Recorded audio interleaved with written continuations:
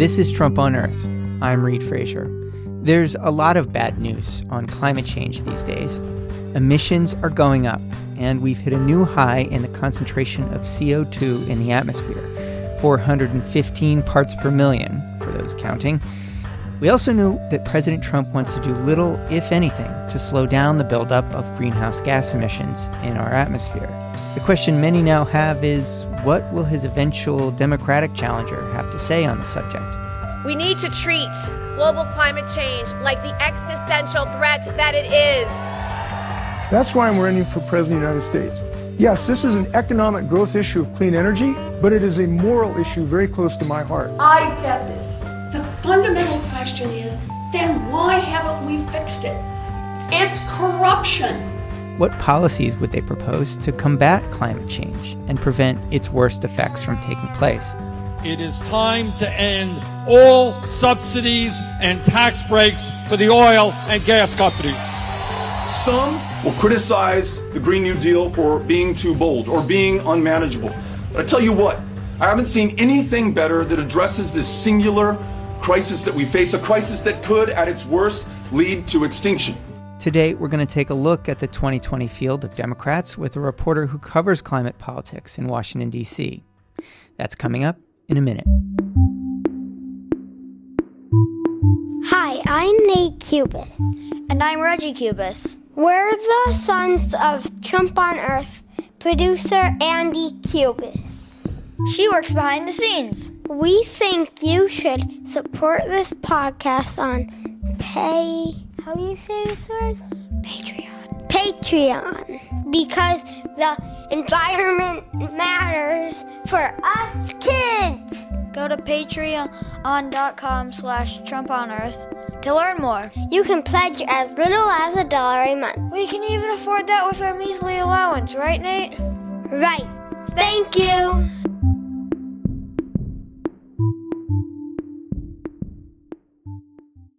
There are 23 Democrats vying to replace President Trump in the White House. 23, that's almost a baseball team. What do these people say about climate change? We're going to talk about that right now with Emily Holden. She's a DC-based environment reporter for The Guardian. And Emily, I believe this is your third time or maybe more on the podcast. So however many times it's been, welcome back. It's been too long. Thank you, Reed. A lot has changed since then. So let's start with a piece that you wrote recently. You surveyed the race and found only 2 candidates had anything approaching a detailed climate plan so far.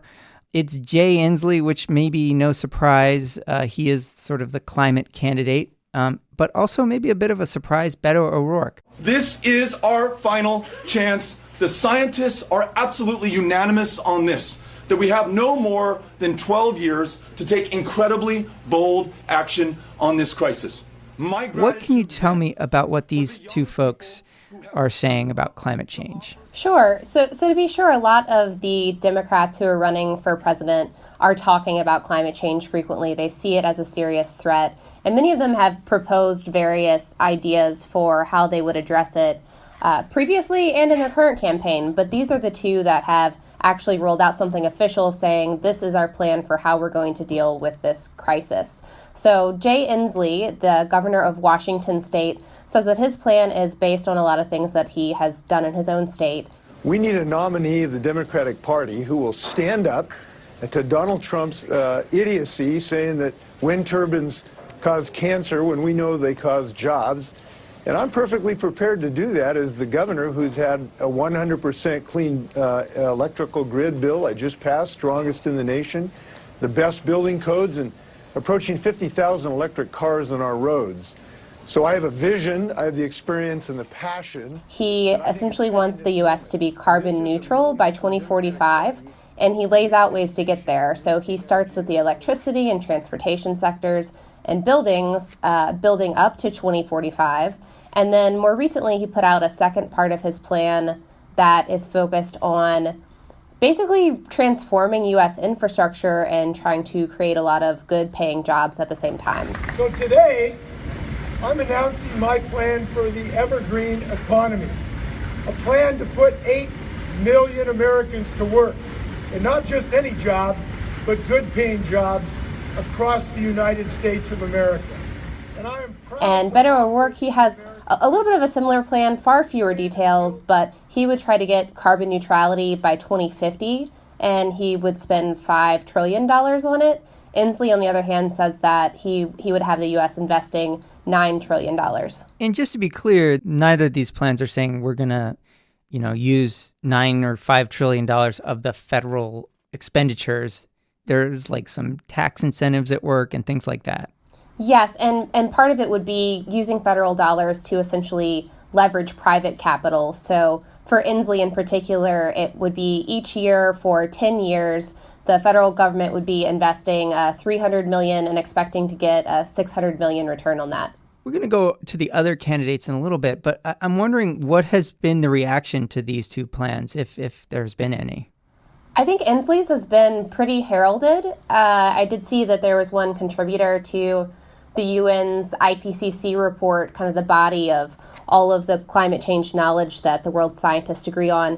One of those authors was endorsing Inslee's plan, and I think that a lot of people are saying that seeing these details from Inslee should be making other candidates come out and talk very specifically about what they would do, or at least what they would pursue.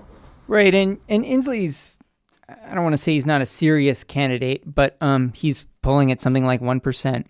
Climate change is his one issue. I'm Jay Inslee, and I'm running for president because I'm the only candidate who will make defeating climate change our nation's #1 priority. We can do this. Join our movement. This is our moment. What might the effect of, his ideas or these sort of more detailed ideas that come out earlier in the race, how would that affect the race overall? Well, I think you certainly have reporters paying a lot of attention right now to climate plans and asking all of the candidates, when are you going to release something? Or, have you decided if you're going to take fossil fuel money donations or not? But at the same time, we have the Green New Deal, this proposal from progressives that many of the candidates have said that they would endorse the strategy behind. And I think that's given them kind of a little bit of cover to say, look, I'm backing this really ambitious idea. We'll get the details out soon. And maybe has slowed that process down a little bit. I do think you're going to be seeing more details from all of the serious candidates.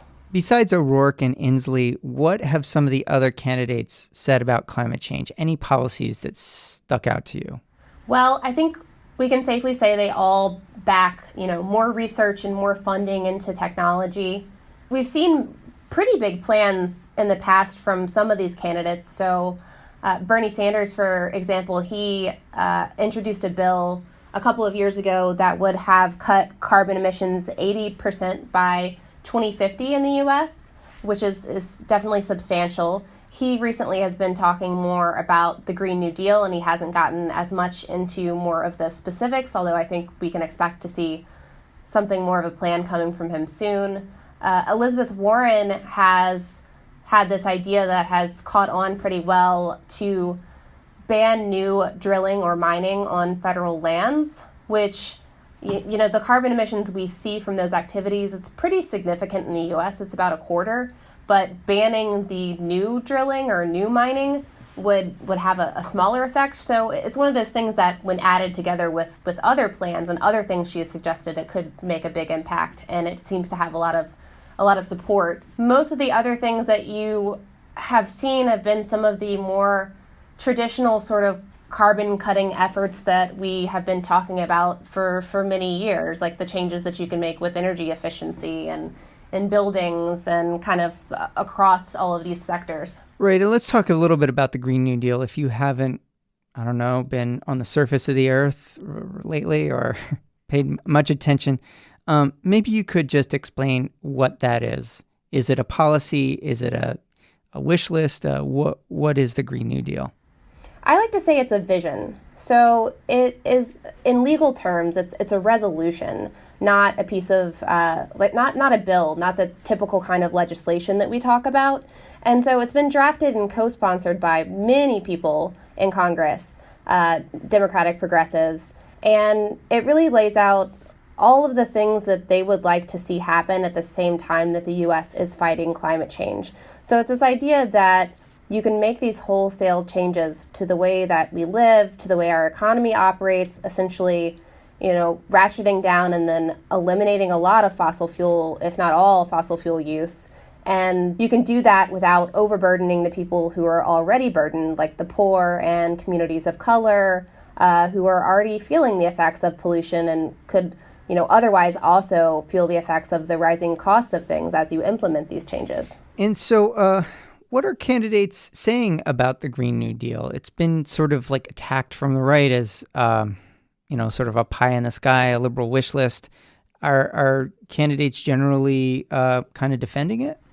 Many of them pretty rapidly endorsed the general idea, and it really did give Republicans an opportunity to come back to Democrats and say, we dare you to say this is what you really want to do. You've seen them force lawmakers into votes on it because they know that this would be something difficult to vote on. But at the same time, I think a lot of the leading Democrats here running for president, they do think it's the kind of scale that's needed for this problem and that it's something that their voters would like. Now, I think that could change a little bit once we're at the general election. Right.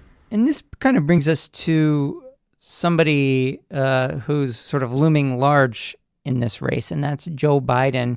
And a few days ago, an advisor of his was quoted as saying that he would seek a middle ground on climate change. That led to a lot of criticism of Joe Biden that, there is no middle ground on climate change, on the sort of physics and chemistry of the atmosphere. I will be damned if the same politicians who refused to act then are going to try to come back today and say we need a middle of the road approach to save our lives. That is too much for me.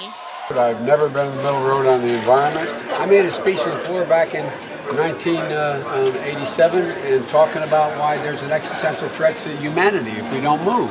So this idea that I haven't done anything, take a look at the record. That's what I'd say. I'm sure she... Do we know what a Joe Biden candidacy represents with respect to climate change? Well, I think in the piece you're talking about was in Reuters, and it's an advisor to him, and I think his campaign has pushed back a little bit on that idea and said they'll be putting out more details soon. But what that piece kind of envisioned as a middle ground is continuing to use natural gas to replace coal, focusing, really on the electricity sector, pursuing a lot of the things that the U.S. has already tried to do and not so successfully, including the kinds of regulations they were pursuing before the Trump administration. It sounds a lot like kind of some of the things we heard from President Obama in sort of, 2010, like, all of the above, natural gas will help us get off of coal and that'll be good for climate change. Is he sort of just revisiting that stance from Obama? I mean, from this one story, it does sort of sound a little bit like that. And I know that a lot of advocates were really hoping to see something different from Biden. They're hoping that he could reposition on this and go with something bigger and bolder. But I can't say that I would be surprised if he put out a plan and it didn't have, an end date for carbon neutrality. Right. And just explain why would that be important? So the science right now, and most recently one of the UN IPCC reports said that we had about 12 years to rapidly put in place and start implementing a plan to eliminate the emissions that we're continuing to put out. Right now, we know more than ever that there's this huge urgency, and that urgency is going to require setting a specific timeline for when the U.S. is going to reach a specific goal. That's according to scientists. And they say this, not just for the U.S., but the rest of the world as well. And these are the sorts of things that are attempted at through international negotiations, but those also have not at all reached the point that scientists say is necessary. So by not including an end date, you're sort of pushing this sort of deadline back indefinitely and basically past the point of no return. Well, and most of the experts that I talk to say if you're looking for a candidate who is serious about climate change, who is really going to try to fix it, to have a substantial contribution to the world fixing the problem, they need to have an end date, and they need to show their work on how they're going to get there. They need to show you that, they would be looking at different sectors and what sorts of things they would consider in those sectors. And that's everything from what we've talked about already, electricity, transportation, buildings, to industry like cement making, which is a lot harder to decarbonize, to agriculture and land use, things that, we have many of the answers to, but will be pretty big hurdles to just change the way that we're living and doing business in the world. So one thing that's been kind of a through line for the years that I've been covering environment and climate is this idea that, yes, and people generally want a clean environment. They don't want climate change to happen, but it's not a priority more than sort of things like national security or the economy. But some recent polls have come out showing that, at least for Democratic voters, climate change is more important. What do we know about that? How important is climate change for Democrats now? Is it getting more important? So one of the polls that has gotten a lot of attention lately was the CNN poll of Democratic voters that found that climate change was the most important issue to them. Now, a few years ago, even more recently than that, a lot of polls would come back showing that while people did care about climate change, they ranked it far below a lot of the other things that they cared about, like the economy, their own jobs, healthcare, the list goes on and on. I think the best information that you can get to look at how people are ranking this in terms of other concerns is from the Yale Climate Change Communication Program and the work that they do with George Mason University. So they put out a poll recently showing how all registered voters feel about, they call it global warming compared to climate change.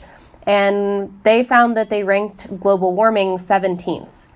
Now, if you look just at liberal Democrats, they rank global warming in importance for a 2020 presidential election candidate.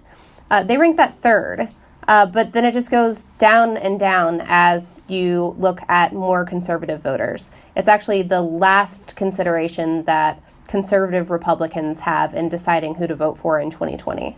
Right, and that doesn't really surprise you because there's a lot of sentiment on the GOP side that global warming is not actually either happening or as big a deal as, the media and academics make it out to be. Yes, you see an incredibly stark divide between Democrats and Republicans on climate change, on the climate crisis.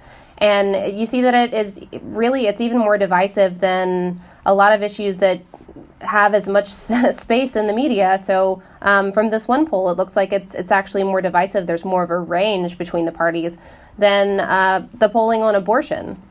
Huh. So play that out for me. So both parties view abortion as a pretty important issue, but there's a big split in terms of the importance of climate change then? So for liberal Democrats, they're ranking abortion in importance as about the middle of the issues that they're considering. For moderates, it's much lower. And then for moderate Republicans, it is about halfway down the list. But then for conservative Republicans, it's higher. In ranking that, it's all closer and closer together on abortion, but there's a bigger range between where Democrats are and where Republicans are on global warming. I see.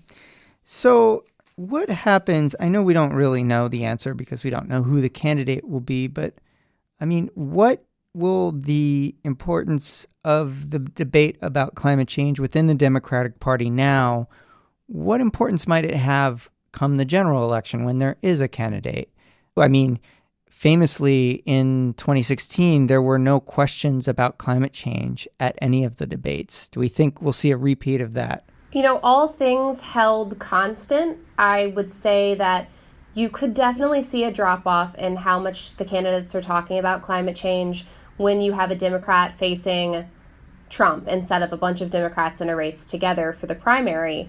But so much could happen before then that could sway an election. There could be, disasters that really serve to help people understand where we are at with the climate crisis. There could be things going on in foreign affairs that capture their attention. So I think it's just far too early to tell on something like that. I know that no matter what, there will be a ton of pressure from advocates and just, everyday American voters to talk about climate change in this election cycle. What are some of the things that you are interested in seeing from the candidates as this issue kind of develops over the course of the primary season? I think I would be very interested if any of the candidates endorsed specifically a carbon price or a carbon tax. I know the New York Times has done some reporting on this, a survey that they sent to the candidates asking how many might be able to back a carbon tax, and it was about a handful. And that would be interesting to me because it would be a very specific signal to the economy to start making changes. And it would be something that could happen quickly, and it would be more straightforward than kind of putting together all of these individual different plans that would have a similar effect. One thing that you mentioned was a pledge to not take fossil fuel money. What can you tell us about that? Are there candidates who are kind of not taking that money and candidates who are? And is that going to be an issue going forward? Yeah, so a lot of these candidates still have time to sign this pledge, and this is a specific effort. This is at nofossilfuelmoney.org, and this is another thing that the Sunrise Movement is encouraging candidates to do, to sign this pledge to say we aren't going to take fossil fuel money donations, because the idea that, a lot of political commentators have noted over the years is that it's a lot harder, obviously, for candidates who have taken money from fossil fuels to then regulate fossil fuels. So the front runner of the candidates, Joe Biden, has not yet signed that pledge. Amy Klobuchar hasn't signed that pledge. Cory Booker hasn't, and Kamala Harris has not either. And then a lot of the others who have been talking about their plans more have. Inslee has, O'Rourke has, Bernie Sanders has, Elizabeth Warren has signed. So you're seeing maybe a little bit of actually, I'm looking at the website now, and a lot of them have signed, about, I'm guessing 12 out of 23. So we're at over 50%. We'll see how many more jump in the race. What do you think are important things for people to keep in mind when they're looking at this race and what candidates are saying about climate? So often when you're talking about climate change as a political issue, the question is, how much will people be willing to sacrifice to fix this issue? And I think that's not really fair framing, because, of course, if you tell people they're going to have to sacrifice something to fix what is a global problem, they're not going to be very eager to do that.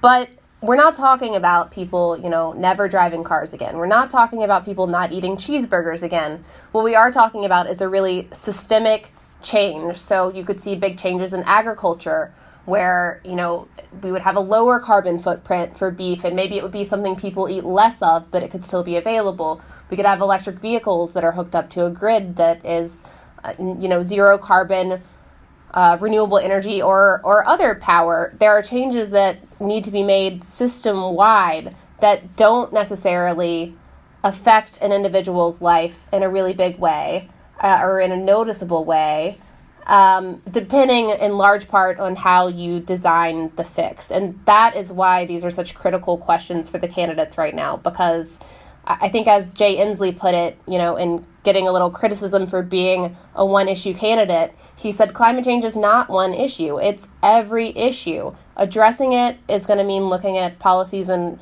everything that the federal government does. And not addressing it will have effects in pretty much everything about the way we live.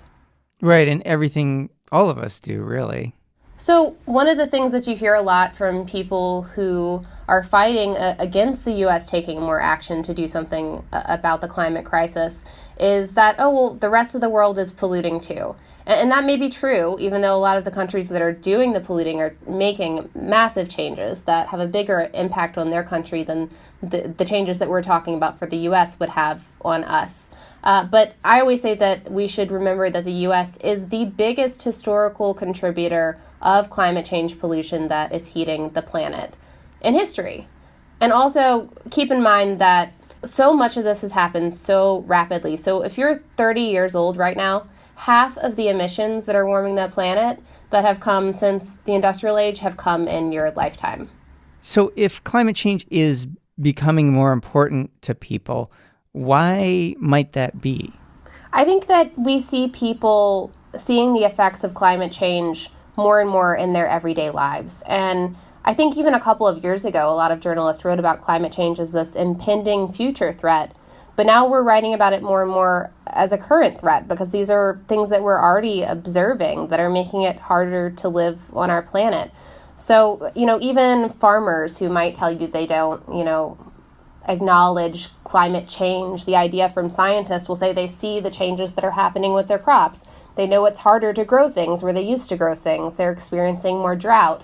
We're seeing heat waves that are particularly hard for people who don't have air conditioning because they've never needed air conditioning before. We're seeing wildfires that are driving people out of their homes and threatening their lives. We're seeing tougher storms already. We're seeing, really unpredictable rain patterns. My own parents saw their house flood in Baton Rouge a few years ago just from rain, and that was turned out to be, in a study from NOAA, the National Oceanic and Atmospheric Administration, this was during the Trump administration, said that there was 40% more rain because of climate change, that if it hadn't been as warm, that you wouldn't have seen as much rain pour over that area and flood as many homes.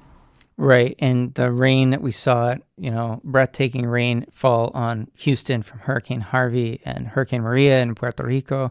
These are all things that we're now becoming accustomed to seeing, the wildfires in California. Yes, and I think it's getting even harder to write about climate change as a sort of siloed issue. It's just something that we see the fingerprints of everywhere. And I think all reporters, especially, are starting to see it in all of the issues that they cover. And that's something that is, maybe sinking in a little bit faster and faster for Americans now. Something that seemed, sort of vague and ethereal. Now it's something that's just part of every day. One more thing before we go, Emily. You write for The Guardian, and they've been pretty on the forefront of writing about climate change, but they have decided to kind of change their style book, which for those of you who don't know, it's sort of like a guide to writing for a certain publication. Words that you use, words that you don't use. What did The Guardian do about writing on climate change that prompted this change?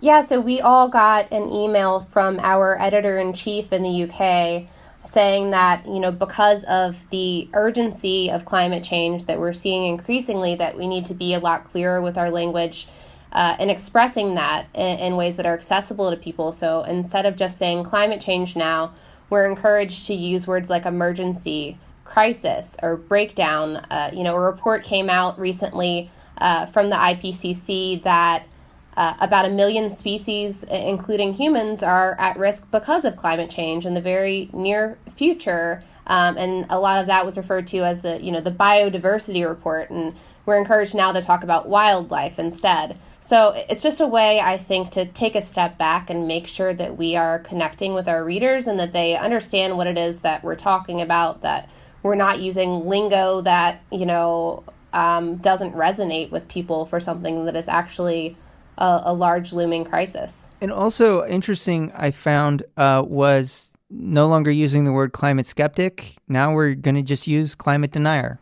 Right. I think the thinking behind that is that if you're talking about someone being skeptical of climate change, scientists, that's really giving them too much credit, and I think kind of false balance, because we know that the overwhelming consensus of the world's scientists recognize that this is happening, that it's man-made, and that it's an incredibly serious problem. Right. It's like saying I'm skeptical about the effects of gravity on my body if I jump out the airplane. Right. You're not skeptical. You're just denying what's in front of you.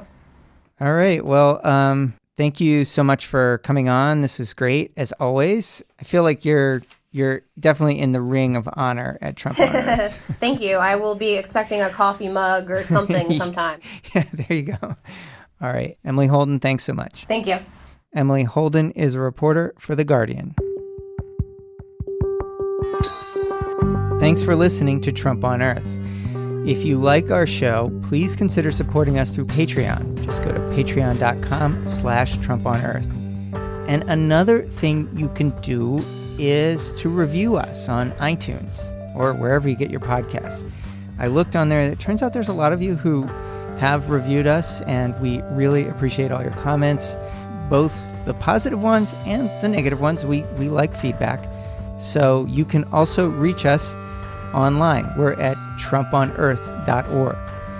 This is a production of the Allegheny Front. It's a public radio show covering the environment in Pennsylvania. We're at AlleghenyFront.org. Our producer and digital editor is Andy Cubis. Kathy Nauer is the executive producer of Trump on Earth. My name's Reed Frazier. Thanks so much for being here. We'll see you next time.